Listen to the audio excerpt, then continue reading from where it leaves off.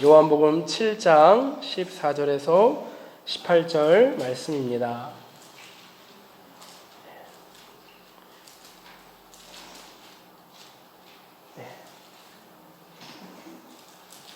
믿음은 들음에서 나며 들음은 그리스도의 말씀으로 말미암습니다. 우리가 예수를 배우고자 하나이다. 아멘. 우리 한 목소리로 함께 읽겠습니다. 이미 명절의 중간이 되어 예수께서 성전에 올라가사 가르치시니 유대인들이 놀랍게 여겨 이르되 이 사람은 배우지 아니하였거늘 어떻게 그를 아느냐 하니 예수께서 대답하여 이르시되 내 교훈은 내 것이 아니요 나를 보내신 이의 것이니라. 사람이 하나님의 뜻을 행하려 하면 이 교훈이 하나님께로부터 왔는지 내가 스스로 말함인지 알리라. 스스로 말하는 자는 자기 영광만 구하되 보내신 이의 영광을 구하는 자는 참되니 그 속에 불의가 없느니라. 아멘. 아멘. 우리가 요한복음을 나누고 있는 가운데 7장은 이제는 초막절에 대한 내용입니다.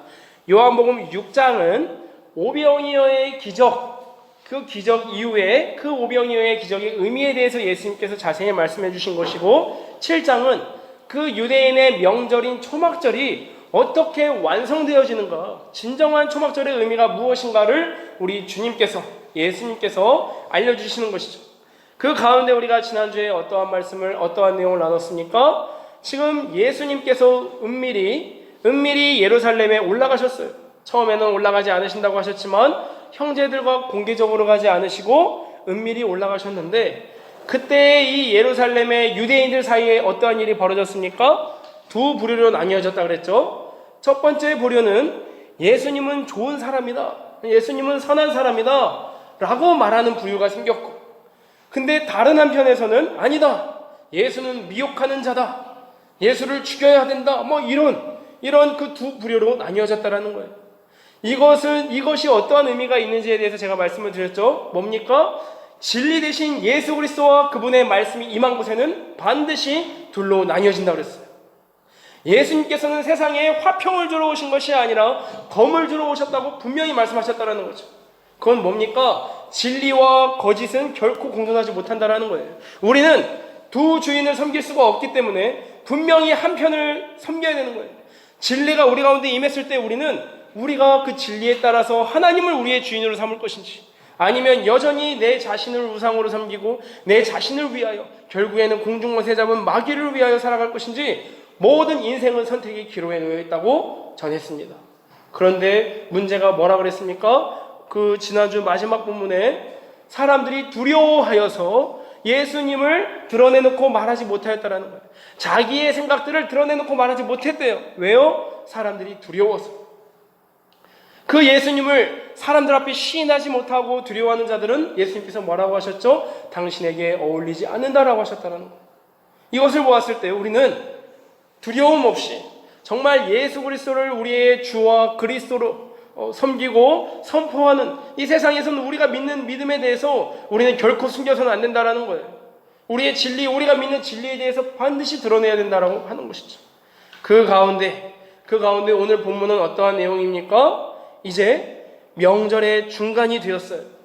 근데 예수님께서 명절의 중간에서 뭘 하셨습니까? 14절에 보니까 성전에 올라가서 가르치시니 라고 되어 있어요.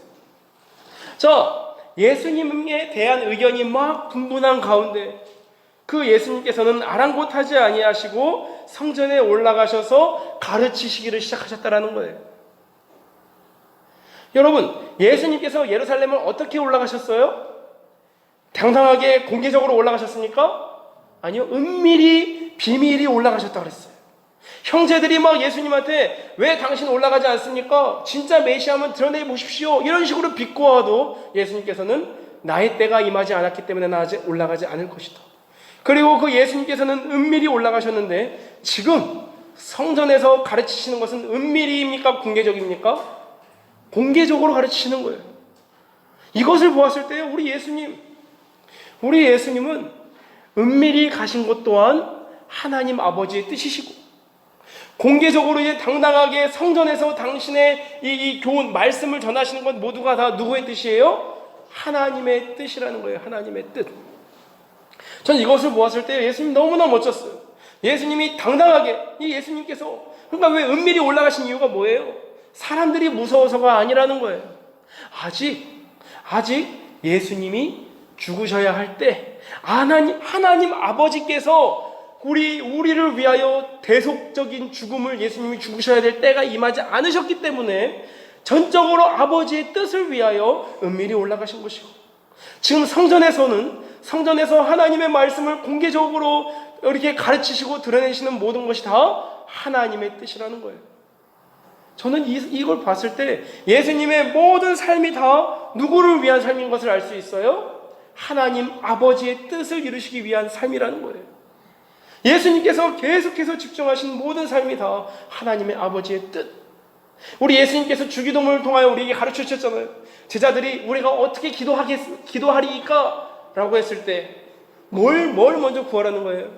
하늘에 계신 우리 아버지요, 이름이 거룩히 여김을 받으시오며 나라가 임하오시오며 뜻이 하늘에서 이루어진 것처럼 땅에서도 이루어지리라. 기도의 첫 번째, 제일 중요한 우리 모두가 함께 드려야 될 기도가 무엇입니까? 하나님의 뜻이 이 땅 가운데 성취되어지는 것. 예수님께서 이미 그렇게 사셨다는 거예요. 예수님의 생명은 예수님의 뜻대로 하시지 않고 다 하나님의 뜻대로 모든 것을 다 하셨다는 거죠. 그런데 이 15절에 보니까 그 가르치심을 들은 유대인들의 막 반응이 나와요. 유대인들이 어떻습니까? 놀랍게 여겼다 그랬어요. 놀랍게 여겨 이르되 이 사람은 배우지 아니하였거늘 어떻게 그를 아느냐라고 했어요. 예수님께서 말씀을 선포하자 이 사람들이 막 놀랐는데, 이것을 보았을 때 진심으로 놀란 건지 아니면 얕잡아 보면서 비난적인 어조로 놀란 것인지 우리 이 말씀으로는 정확히 알지 못하지만 대부분은 두 번째, 마치 그 예수님의 신분을 이 사람들 너무나 잘 알고 있어요. 예수님이 나사렛 출신이시고, 나사렛은 그 이스라엘에서도 그 유대에서도 아주 천대받는 동네였어요. 근데 그 나사렛 출신에다가 누구의 아들이에요? 목수의 아들. 그러니까 지금 이 유대인들은 예수님에 대해 전혀 모르는 게 아니에요. 예수님의 출신 배경을 너무나도 잘 알고 있어요. 그 사람들이 지금 예수님에 대해서 뭐라고 말을 하는 거예요? 이 사람이 배우지도 않았는데 어떻게 그를 아느냐? 정말 와, 대단하다 이렇게 놀란 것보다도 결국 이 사람들은 예수님에 대한 선입견과 편견을 가지고 있다라는 거예요. 지금 우리가 이 사람들의 출신을 안다. 나중에 우리가 7장의 끝부분을 보면은 이게 더 극명하게 드러나요. 예수님을 이들은 뭘로 지금 판단하고 있는 거예요? 외모로 판단하고 있는 거예요. 외모로. 뭔가 이 세상의 출신이 자랑할 만해서, 뭔가 드러낼 만해서 예수님을 받아들이는 게 아니라, 지금 이 유대인들은 예수님의 출신, 정말 예수님의 이 천대받을 만한 그러한 환경 가운데 있는 예수님에 대해서 무시하고 있는 어조를 나타내고 있는 거죠. 자, 이것을 봤을 때 우리는 뭘 한번 다시 깨달을 수 있습니까? 다시 한번 육체의 눈, 육적인 눈을 가지고는 예수님을 하나님의 아들로 믿는 것이 불가능하다라는 것을 알 수 있어요. 그 6장에서도 말하지 않았습니까? 예수님을 믿는 것이 무엇으로만 가능해요? 너희가 육체의 눈으로만, 육적인 것으로만 이해해서는 결코 나를 믿지 못한다라고 하시지 않았습니까? 근데 여전히 여기에서는 이들의 선입견과 이들의 이 죄로 말미암은 편견으로 말미암아 영적인 소경이 되었다라는 것을 증거하고 있는 거예요. 증거하고 있어요. 이 유대인들이 기대했던 메시아는 뭡니까? 이 세상에, 이 땅에 화려한 메시아를 원했어요.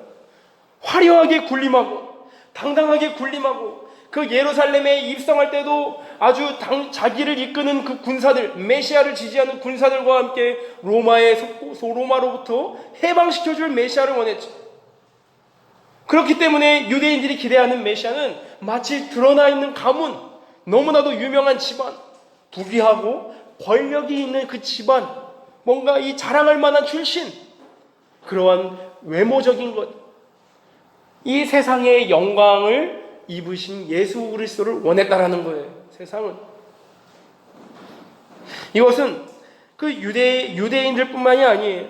교회 또한 분명히 알아야 돼요. 우리 교회가, 우리 신자들이, 우리 예수님을 믿는다고 하는 사람들이 어떠한 예수님을 기대하십니까? 이 땅에서의 화려한 예수님을 기대하세요?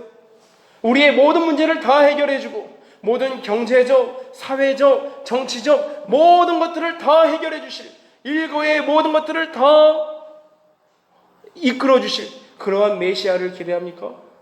그러면 우리는 잘못 믿고 있는 거예요.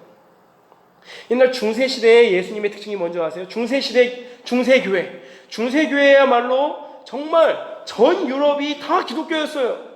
예. 그 진짜로 예수님을 믿었는지 아닌지 모르겠지만 국교가, 로마의 국교가 그리스도교가 되었고 정말 모두가 다 이 명분상은 기독교인이었어요. 아니면 죽었거든요. 그런데 중세교회의 특징이 뭐냐? 많은 특징이 있지만 예수님을 화려한 예수님으로 표현했다라는 거예요. 모든 성화, 그 가톨릭에 있는 성화를 보세요. 성화를 보면 특징이 뭐예요? 예수님의 딱 사진을 보면 어때요? 여기에 뭐가 있어요? 테두리가 있어요. 네. 막 빛이 있어요. 뭔가 예수님을 영광스럽게 표현한 건 좋았는데 예수님께서 이 땅에 오실 때에도 이런 막 영광스러운 모습, 또 막 제자들에게 말씀하실 때에도, 심지어는 막 십자가에 못 박기 막 이렇게 하실 때에도 이 테두리, 이 해와 같은 영광은 떠나지를 않아요. 그리고 또 예수님을 어떠한 옷을 입혀놨어요? 아주 화려한 옷을 입혀놨어요. 그렇기 때문에요, 그 당시에 이민족들, 바바리안이라고 불리는 야만인들은 그 사진만 봐도, 그 그림만 봐도, 야, 예수님 영광스러운 분이구나, 저분 믿으면 와, 이거는 우리의 옷과는 전혀 다르구나 해서 단체로 막 회심하거나 이런 일들도 많았다라 그래요. 그런데 과연 이것이 예수님에 대해서 제대로 설명한 것일까요? 중세교회를 우리는 어떻게 해석하는지 아세요? 암흑시대라 그래요. 교회의 암흑시대라 그래요. 모든 교황들과 예수님을 전하는 주교들이 그 영광스러운 예수님을 따라서 다 화려한 옷을 치장 입어요. 가끔 그 바티칸 한번 인터넷에 검색해서 교황 쳐보세요. 어떤 옷을 입고 있어요? 엄청나게 화려해요. 그거 맨날 입었다 벗었다 하면 되게 힘들 것 같아요. 막 성가대 가운 같은 걸 입고 머리에는 막 이런 거 쓰고, 옛날 중세 때부터 그랬다라는 거예요. 그게 뭡니까? 세상의 영광을 덧입은 예수로 표현하고 있는 거예요. 이 예수를 믿으면 세상 이 어마어마한 영광과 권력과 부귀가 따라온다. 이 부귀와 영화로운 예수를 이들은 자랑하고 있고 전하고 있었다라는 거예요. 또 오늘날 우리 교회가 이런 것에 너무나 많이 속아요. 우리가 이 예수 그리스도를 전할 때 뭘 전합니까? 자꾸 이상한 걸 자랑해요.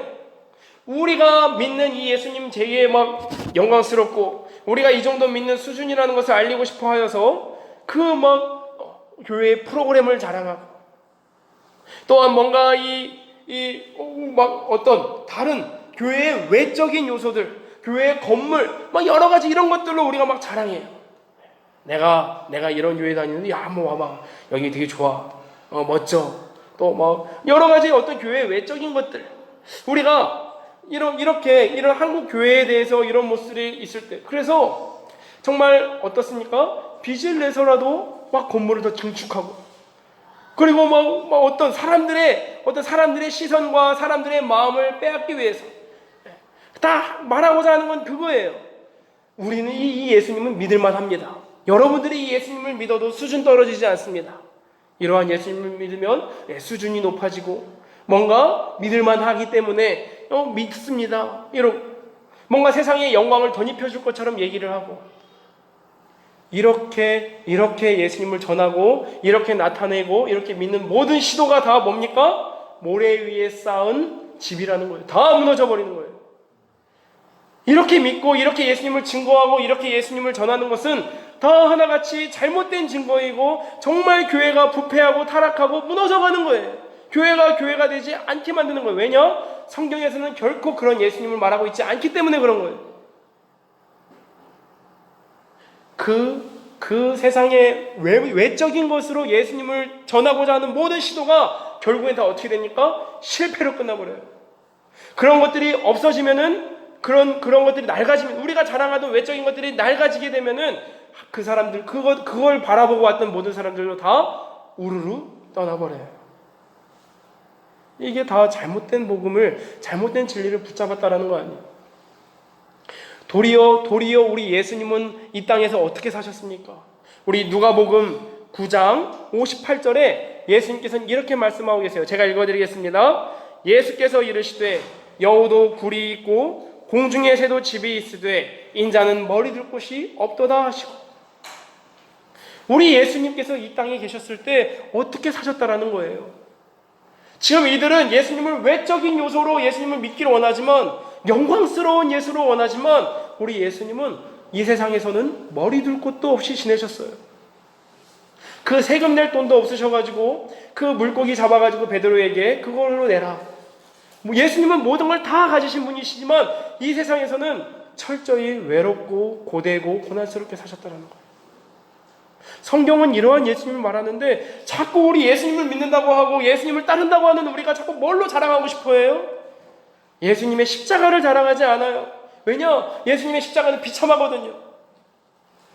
예수님의 십자가는 유대인들에게는 거리끼는 것이요 헬라인에게는 미련한 것이기 때문에 예수 그리스도의 십자가를 전하지 않고 자꾸 이 외적인 요소, 예수님을 믿으면 복받아요, 예수님을 믿으면 우리의 사업이 잘 되고 뭔가 내가 이렇게 하니까 막 번창했어요, 이러한 간증들이 가득하고,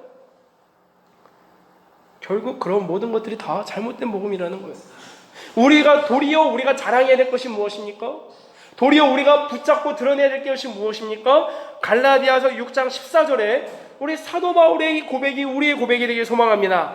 제가 읽겠습니다. 그러나 내게는 우리 주 예수 그리스도의 십자가 외에 결코 자랑할 것이 없으니 그리스도로 말미암아 세상이 나를 대하여 십자가에 못 박히고 내가 또한 세상을 대하여 그러하니라. 아멘.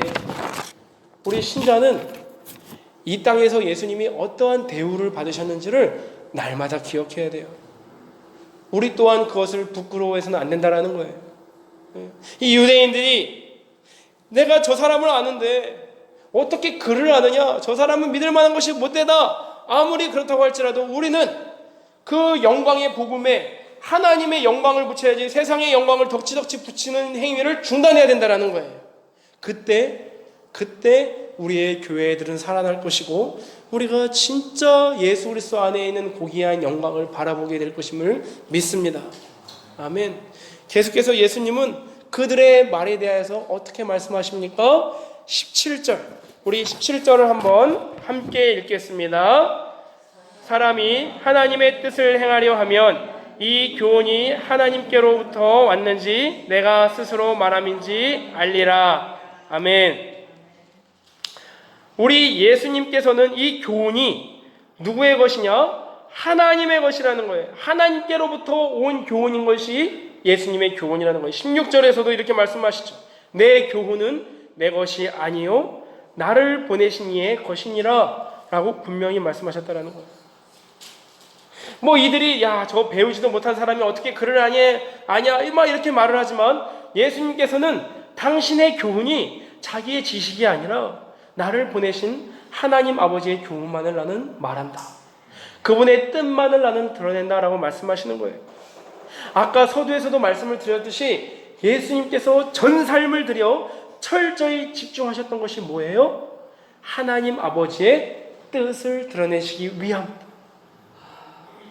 우리 예수님은 처음부터 끝까지 하나님 아버지를 사랑하고 하나님 아버지의 뜻을 위하여서 당신의 모든 걸 다 내어드린 거예요. 예수님의 말씀은 결국 누구의 뜻인 거예요? 누구의 말씀인 거예요? 하나님 아버지의 뜻이요 하나님 아버지의 말씀이라는 거죠. 여기에 18절에 스스로 말하는 자의 특징이 드러나요. 스스로 말하는 자가 등장해요. 이 스스로 말하는 자의 특징이 뭡니까? 스스로 말하는 자는 자기 영광만 구하되 보내신 이의 영광을 구하는 자는 참되니 그 속에 불의가 없느니라. 스스로 말하는 자의 특징이 뭡니까? 자기의 영광만을 구한다라는 거예요. 사실 아까도 말씀을 드렸지만 이들의 편견과 선입견은 무엇을 위함인 거예요? 이들이 왜 이런 편견과 선입견을 가지고 있는 거예요? 결국에는 자기의 영광을 위해서 그런 거예요. 자기의 영광. 내가 이 메시아를 따름으로 말미암아 나 또한 이러한 영광을 받으리라. 스스로 영광을 구하는 자는 하나님께서 보내신 자가 아니다라고 성경은 분명히 말하고 있어요. 이 스스로 말하는 자, 이 스스로 영광을 구하는 자는 어떤 사람이냐? 이 땅에서 나를 알아주고 내가 속한 단체에서 나를 좀 알아주고 우러러봐주고 이러한 자들이 다 자기의 영광을 구하는 모습이에요. 이게 세상이 추구하는 영광이에요. 세상이 추구하는 영광. 이 거짓된 영광을 구하고자 하는 유혹에서 우리가 얼마나 자유한가 한번 돌이켜보시기 원합니다. 스스로 말하는 자는 자기의 영광을 구한다. 우리 교회들을 돌아보았을 때 제가 왜 자꾸 이렇게 조국교회나 우리의 신앙의 모습들에 대해서 말씀을 드리냐면 이게 설교이기 때문에 그런 거예요. 우리가 이 말씀을 듣고 우리의 현실을 직시하고 이것을 고치지 않으면 우리에게는 소망이 없기 때문에, 아니 물론 소망은 있죠. 그러나 그 소망에서 우리가 합류하지 못할까 두려워서 이것을 우리는 알아야 되고 우리는 분명히 진단해야 되는 거예요. 우리가 예수님을 믿는다고 하지만 진실되게 돌아보건대 그분의 영광을 구한다고 하지만 정말 그 예수 그리스도의 영광을 구하는지, 아니면 그 예수님을 발판 삼아, 이런 말이 너무나 죄송한데 그 예수님을 발판 삼아 나의 영광을 구하고자 함인지 진실되게 돌아보기를 소망합니다. 많은 이들이 자랑하는 것 중에 우리 교회는 이런 게 있다, 저런 게 있다, 뭐 우리 집은, 우리의 직장은, 내 수입은 이렇다, 뭐 이렇게 다 자랑을 많이 해요. 근데 이러한 자랑의 그 근본, 그 근원은 뭐예요? 내가 이런 사람이다. 내가 이런 교회를 다니는 사람이고, 내가 이러한 집에 사는 사람이고. 아이들은 물론 직설적으로 자랑하지만 우리 수준 높은 어른들은 어떻게 자랑해요? 간접적으로 자랑하죠. 이런 말 안 하려고 했는데 하면서 자기가 가지고 있는 지위와 자기가 가지고 있는 그런 것들을 막 자랑하고 자기가 영광을 받고자 하는 모습들이 너무나 많이 드러나고 있지 않습니까? 어떤 사람은 심지어 아무리 자랑할 게 없어도 막 자기 교회에 버스가 몇 대 있는지도 자랑해요. 우리 교회는 버스가 3대야, 다 휩쓸어가, 이러면서. 이게 다 뭐예요? 결국에는 자기가 영광 받고 싶은 거예요. 내가 이러한 수준의 사람이다. 그럼 뭐예요? 이 사람은 결국 하나님으로부터 보냄받은 그 교훈으로 말하는 자가 아니라는 거예요. 스스로 말하는 자예요. 스스로 말하는 자. 자기 영광을 구하는 모든 자는 다 뭡니까? 진리와는 무관하고 진리와는 떠나 있는 거예요. 혹여나 예수님을 믿는 자도 이러한 유혹에 넘어질 수가 있다는 거예요. 그 하나님의 영광을 바라보지 못하고 세상의 영광을 너무나도 크게 여겨서 그것을 자랑하는 거예요. 철저히 잘못된 거예요. 우리의 모습에서, 혹여나 우리의 신앙의 모습에서 나의 어떤 신앙의 경륜이나 연륜이나 이런 것들을 자랑하고자 하는 모습이 드러나고 있다면 중단하시기 바랍니다. 우리가 자랑할 것은 누구밖에 없어요? 예수 그리스도밖에 없어요.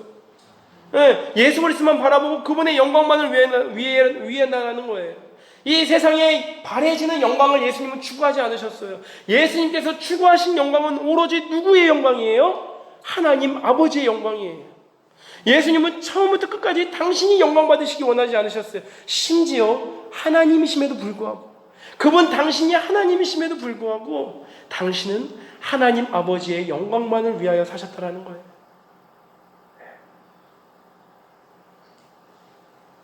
우리가 그러면 예수님을 믿고 참 생명을 얻는 자는 누구입니까?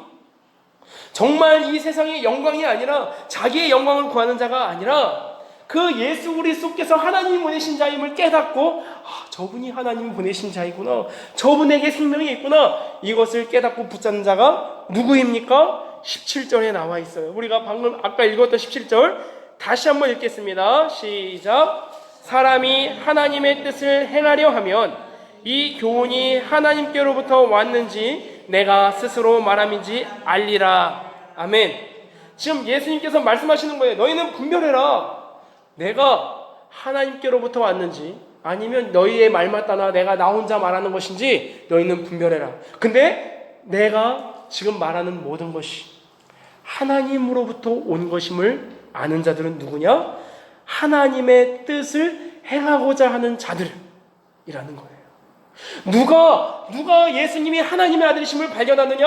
하나님의 뜻을 행하려 하는 자들. 하나님의 뜻을 행하려 하는 자들은 결국 누구입니까? 하나님을 사랑하는 자예요. 하나님을 사랑하여서 그 하나님의 뜻을 성취하고자 그 하나님을 너무나도 기다리는 그러한 자들은 예수님이 하나님께서 보내신 유일한 생명이시고 구원자이심을 분명히 발견한다라는 거예요. 이미 예수님께 누가복음에 예수님의 유년 시절이 나와 있지 않습니까? 예수님이 아기 때부터 그 예수님이 하나님으로부터 보냄받으신 메시아이심을 발견한 자들이 얼마나 많아요. 2명이나 있잖아요. 그 여자 선지자 있고 또 한 명 참 그분의 이름이 갑자기 기억이 안 나는데 어쨌든 할아버지 나이 드신 분이 내가 드디어 봤구나. 천사가 내가 메시아를 보았을 때 보고 나서 내가 이제 눈을 감는다라고 했는데 드디어 이 메시아를 보게 되는구나. 이걸 보잖아요. 어떤 말도 듣지도 않았는데 누가 예수님을 발견합니까? 하나님의 뜻을 행하려 하는 자들. 우리 신자가 그러한 존재들이라는 거예요. 우리가 이 순서를 잘 아셔야 돼요. 우리는 예수 그리스도의 은혜로 말미암아 그 은혜로 인하여서 하나님을 믿게 된 자입니다. 믿으십니까? 아멘. 그런데 동시에 우리가 하나님을 사랑하기 때문에 우리 구주 예수 그리스도의 말씀을 통하여 하나님을 믿게 되었다라는 거예요. 순서가 뭐냐? 물론 은혜가 우선하지만 우리는요 이 순서를 막 이렇게 세상에서는 모순이라고 말하지만 결코 이것은 모순이 아니에요. 하나님께 은혜를 받은 자가 하나님을 사랑하는 자이고 동시에 하나님을 사랑하는 자가 하나님께 은혜를 받은 존재예요. 성경은 이 두 가지를 동시에 말하고 있어요. 무엇이 우선이 뭐가 먼저냐 뭐가 나중이냐 이런 것이 없어요. 거의 동시적인 거예요. 그래서 하나님을 사랑하는 자 곧 그 뜻대로 부르심을 입은 자들에게는 모든 것이 합력하여 선을 이루느니라. 우리 예수님이 참 하나님의 아들이시고 그 예수님으로 말미암아 그 안에 참 생명이 있다는 것을 누가 발견한다라는 거예요? 하나님을 마음과 뜻과 정성을 다하여 사랑하고 하나님의 뜻이 이 땅에 이루어지기를 간절히 소망하던 자들에게는 예수님이 하나님의 아들이심이 계시되었다라는 거예요. 이미 성경에는요 그 성경 곳곳에 이방인임에도 불구하고 예수님을 믿어서 구원받은 자들이 등장해요. 누구입니까? 너무나도 잘 아는 그 사도행전의 10장에 등장하는 고넬료가 있어요. 고넬료 백부장 너무나도 잘 알지요. 이 백부장인 고넬료의 특징에 대해서 먼저 나와요. 예수님을 믿기 전인데 예수님이 누군지 아직 알지도 못하는 상태인데 이 고넬료는 어떠한 자였냐? 하나님을 경외하던 자라고 했어요. 하나님을 경외하던 자. 근데 그 하나님을 경외하던 고넬료를 하나님은 잊지 않으시고 베드로를 보내셔서 복음을 듣게 하시고 그 예수님을 믿어 생명에 이르게 하세요. 고넬료만 그렇습니까? 상당히 많아요. 사실 구약 시대에도 하나님을 사랑함으로 말미암아 은혜를 입은 자들이 얼마나 많은지. 이방인임에도 불구하고 그 이방인 내시도 마찬가지고 이사야 말씀을 읽다가 이러한 사람들이 많은데 도리어 유대인이라고 하면서 말로는 내가 하나님께 선택받은 신민이요 라고 말을 하면서 스스로 자기 영광만 구하는 자들은 그 진정한 하나님의 영광이신 예수 그리스도를 발견하지 못하는 비참한 지경에 빠지게 되었다는 거예요. 오늘 성경에서 말씀하시는 것, 지금 이 본문에서 말씀하시는 게 뭡니까? 하나님의 영광을 구하고 하나님의 뜻을 구하는 자들은 예수 그리스도의 모든 말씀이 하나님으로부터 나온 줄을 알고 믿는 자예요. 그렇게 예수님을 믿고 하나님의 아들과 나의 주인으로 믿은 자들은 다 생명을 얻고 구원을 받은 존재라는 거예요. 그것이 신자라는 거예요. 신자는 누구입니까? 하나님의 크신 은혜로 말미암아 하나님의 영광과 아름다움을 발견한 자예요. 아멘. 신자는 예수 그리스도의 모든 말씀이 하나님의 뜻으로 말미암음을 발견하고 믿어서 생명을 얻은 자라는 거예요. 그게 여기 앉아 계신 사랑하는 우리 성도님들과 저임을 믿습니다. 우리 신자는 세상의 영광으로 그 예수 그리스도를 증거하지 않는 존재예요. 세상은 자기 자신들을 드러내기 위하여, 자기의 영광을 나타내기 위해서 그렇게 애를 쓰고 자신의 모든 영혼까지도 내어 던지지만, 그 명예를 얻기 위하여, 지지를 얻기 위하여 그렇게 살아가지만, 우리 예수 그리스도를 믿는 자는 우리 우주 예수님과 같이 자기 영광을 위하여 살아가는 자가 아니라 우리 하나님의 영광을 위하여 살아가는 자라는 거예요. 우리 신자는 세상의 것으로 예수님을 자랑하는 게 아니에요. 내가 가진 것으로 내가 하나님께 이렇게 축복받았습니다. 여러분들도 잘 믿으면 나같이 이렇게 축복받아요. 자녀가 잘 돼요. 뭐 배우자 잘 만나요. 이런 걸로 자랑해요. 물론 그런 모든 것들이 다 은혜이고 감사한 거예요. 감사의 제목인데, 그것으로 내가 하나님께 사랑받고 그것으로 말미암아 내가 뭔가 이 예수님을 잘 믿는다라는 증거가 아니라는 거예요. 우리보다 더 잘 사는, 더 돈 많은 세상 사람들이 얼마나 많은데요. 아니에요. 우리 예수님께서 이 땅에서 어떻게 사셨는지 우리는 날마다 기억해야 돼요. 예수님께서 그 예수님을 따르고자 하는 자들에게 무엇을 약속해 주셨는지를 우리는 날마다 기억해야 돼요. 너가 나를 따르고자 하느냐? 그래, 날 잘 따라라. 조금만 지나면 내가 이 영광을 가지고 이 왕국을 차지할 거다. 그렇게 말씀하시지 않으셨어요. 너가 날 따르고자 하느냐? 너의 십자가를 져라. 너의 십자가를 지고 너 자신을 부인하고 나를 따라라. 십자가를 지라는 말이 뭐예요? 너는 언제든지 죽을 준비가 되어 있어야 된다. 십자가를 지고 따르라는 것은 언제든지 내가 십자가를 꽂고 내가 거기에 매달릴 준비를 하라는 거예요. 그게 예수님께서 그리스도인에게 요구하신 거예요. 근데 우리는 자꾸 세상의 영광을 추구하는 마음이 있어요.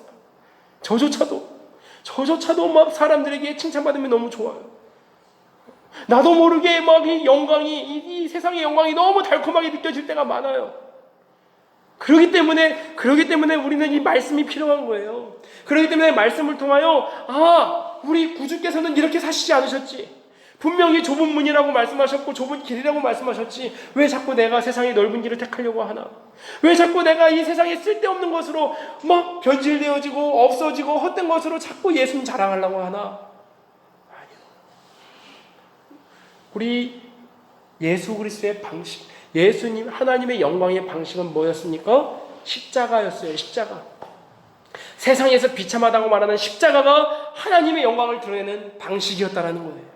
그러면 우리 그리스도인, 예수님을 믿고 따르는 우리 사랑하는 성도님들 모두가 다 무엇을 자랑해야 합니까? 예수 그리스도의 십자가를 자랑해야 되는 거예요. 정말 우리가 간증하려면 이렇게 해야 돼요. 내가 지금 이렇게 고난 중에 있고, 내가 지금 이렇게 어려운 가운데 있는데, 그럼에도 불구하고 내가 감사할 수 있는 것은, 또한 내가 감사하려고 노력하는 것은 예수 그리스도로 말미암아 나에게 영원한 소망을 주셨기 때문입니다. 이게 우리의 진정한 간증이 되어야 돼요. 세상이 보기에는 하등 감사할 게 없어. 세상이 보기에는 영광스러운 게 전혀 없어. 그런데도 기뻐하고 있네요. 그러한데도 감사하고 있네요. 거기에서 세상은 교회의 다름을 봐요. 이게 되어야 우리 조국교회가 다시 회복하는 길인 거예요. 그래서 저는 그것이 새년 내에 일어날 것이라 믿어요. 아멘. 바알에게 무릎 꿇지 아니한 7,000명을 그 엘리야 시대에 하나님께서 남겨두셨듯이 오늘도 동일하게 우리 주님의 마음과 하나님을 사랑하는 자, 하나님의 뜻을 행하고자 순전한 마음으로 나타내고자 하는 자들을 여전히 남겨두셨다는 것을 믿습니다. 그 남겨진 자들이 사랑하는 성도님들과 제가 되기를 간절히 소망합니다. 아멘. 이 시간 우리 같이 함께 하나님께 기도하겠습니다. 우리가 함께 기도할 때 오늘의 말씀을 붙잡고, 정말 우리가 우리의 약한 가운데 하나님의 영광이 드러나는 그 하나님의 방식을 신뢰하길 원합니다. 제가 이 말씀을 묵상할 때 이 찬양이 생각났어요. 약할 때 강함 되시네, 나의 보배가 되신 주 예수, 나의 모든 것, 쓰러진 나를 세우고 나의 빈잔을 채우시네, 예수, 나의 모든 것. 내가 약할 그때에 우리 주님의 강함이 드러난다라고 성경은 그렇게 말씀하세요. 우리 예수님께서는 이 땅에서 철저히 약하게 사셨어요. 그 배우지도 못하고 목수의 아들 나사렛 출신으로 이 땅에 오셨어요. 그렇게 오셨다면 하나님은 분명한 이유가 있으신 거예요. 외모로 예수님을 판단하지 않고 그 예수 그리스도께서 하나님의 아들이시고 그리스도이신 것을 발견하는 자들은 하나님을 사랑하는 자라는 거예요. 우리 시간 기도할 때 하나님, 제가 그 사람이 되어지기를 원합니다. 예수님께서 이 땅에 정말 세상의 영광을 추구하지 않으시고 하나님 아버지의 영광만을 위해서 사셨던 것처럼 나 또한 이제 나의 영광이 아니라 하나님의 영광만을 위하여 하나님의 영광을 추구하며 살아가는 그리스도인 되어지게 하여 주시옵소서. 이것이 우리의 삶의 모든 기도 제목이며 이것이 우리의 삶의 증거가 되어지게 하여 주시옵소서. 우리 주여 함께 외치고 기도하겠습니다. 주여! 하나님 아버지 감사합니다. 하나님 아버지, 우리 예수님께서 아버지요 이 땅에서 어떻게 사셨는지를 하나님 보여주셨습니다. 그 예수님의 말씀을 들은 자들이 예수님의 교훈에는 관심이 없고 예수님의 출신 이 사람이 배우지 아니하는데 그를 어떻게 하느냐라고 그 예수님을 비난하며 자기들이 가진 죄된 편견과 선입견으로 말미암아 예수님의 생명을 발견하지 못하였으니 이 얼마나 안타깝습니까? 그런데 하나님, 우리가 이러한 전례를 따라가고자 자꾸 우리가 합니다. 우리 조국교회가 하나님 아버지여 자꾸 이 세상의 외모로 예수님을 판단하려고 합니다. 우리의 예수님을 세상의 영광으로 자꾸 옷 입히려고 합니다. 하나님, 이러한 모든 시도를 우리가 중단하게 하여 주시옵소서. 아버지여, 이 땅에서는 주여 하나님 머물 곳도 없으시고 아버지여 여우도 굴이 있고 공중에 나는 새도 아버지 거처가 있거든 나는 내가 거할 곳도 없다, 머리 들 곳도 없다라고 말씀하셨습니다. 늘 부끄럽습니다. 늘 우리가 정말 하나님 아버지 더 주님께서 이렇게 우리에게 감사한 환경을 주셨음에도 불구하고 여전히 우리가 갖지 못하고 끊임없이 내 이웃과 나를 비교함으로 말미암아 불만을 가지고 불평하는 우리를 용서하여 주시옵소서. 죄송합니다. 하나님, 이제는 우리가 주님의 영광만을 바라보게 하여 주시옵소서. 하나님의 영광만을 바라보게 하여 주시옵소서. 우리 사랑하는 자녀들에게 이러한 하나님의 영광만을 바라보도록 아버지여 이것을 선포하게 하여 주시옵소서.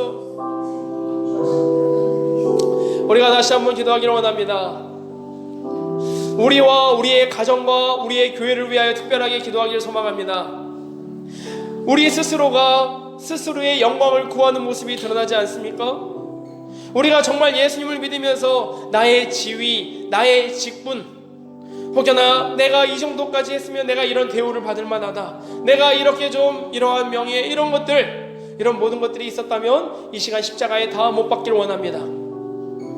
그 예수 그리스도께서 추구하셨듯 하나님의 영광만을 바라보며 하나님의 영광을 위하여 살아가게 해달라고. 혹여나 우리 가운데 헛된 영광과 헛된 자랑이 있다면 예수 그리스도의 이름으로 다 내려놓고 그 십자가에 다 못 박고 우리 구주 예수 그리스도의 피 묻은 십자가 복음만을 자랑하는 자들이 되어지게 해달라고. 내가 만나는 모든 이들에게 예수 그리스도만을 자랑하는 자들 되어지게 해달라고. 우리 이 시간같이 주여 외치고 기도하겠습니다. 주여! 하나님 아버지 감사합니다. 주여 하나님, 우리 주님만을 자랑합니다. 우리 주님만을 사랑합니다. 우리 주님만을 선포합니다. 하나님 아버지, 하나님을 사랑하는 자, 곧 그 뜻대로 부르심을 입은 자들에게는 그 아버지 모든 것이 합력하여 선을 이룬다라고 하셨습니다. 하나님을 더 사랑하게 하여 주시옵소서. 마음과 뜻과 정성을 다하여 우리 하나님을 향한 사랑이 우리 조국교회에 넘쳐나게 하여 주시옵소서. 다시 한번 나를 사랑하는 것보다 하나님을 사랑하는